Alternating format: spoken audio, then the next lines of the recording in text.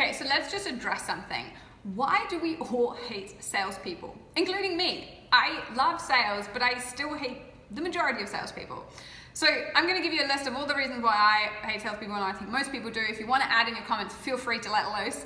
But I really think it's these kind of things. It's because they make us feel like, they're kind of being pushy, they're being sleazy, we kind of feel like we're being manipulated, we're doing something that we don't want to do, they're being dishonest.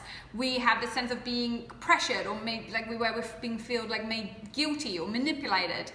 And really what all of these things are, they're negative emotions and experiences. And I believe they get created because the salesperson is really focusing on what they can get, not what they can give. Because here's the thing, sales is actually just an exchange. That's all it is. In business, it's an exchange of a product for money.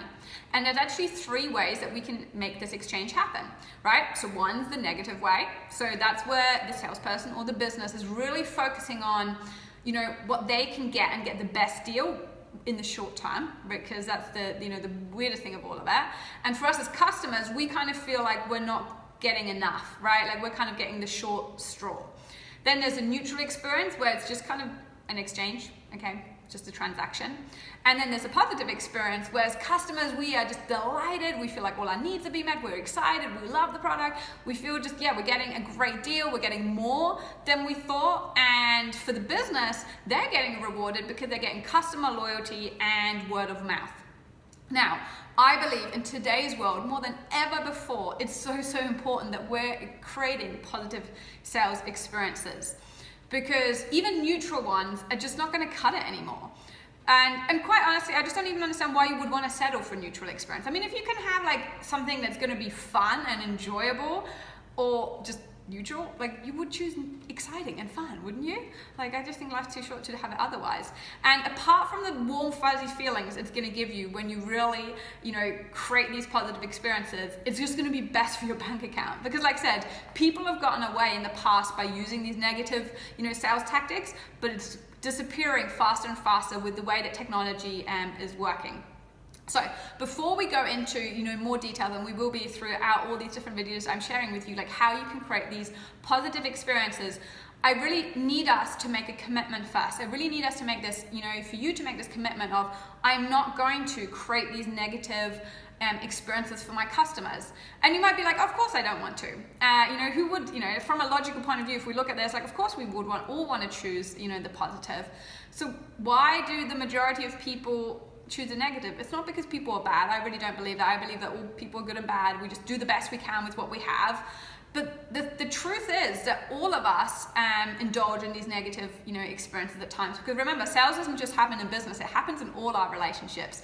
And sometimes the reason we use these negative things is because it's just fear and insecurity within ourselves, right? When we let fear and insecurities run us, we dive into these more negative ways of dealing with people and getting what we want.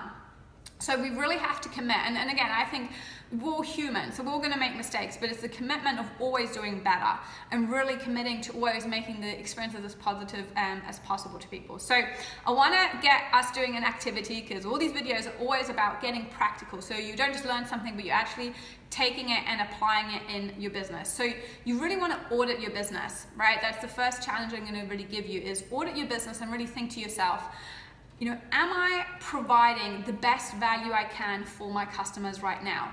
Go and look at all your products and look at, are they too expensive? Look at the competition. Can my customers really get a better deal somewhere else? Am I really providing the best experience possible? And then look at the whole experience, because price, people always go to price, but price is actually so, all of us are willing to pay more money for better experiences. Right? In most cases, we always will pay, especially if we're saving time and having a better experience.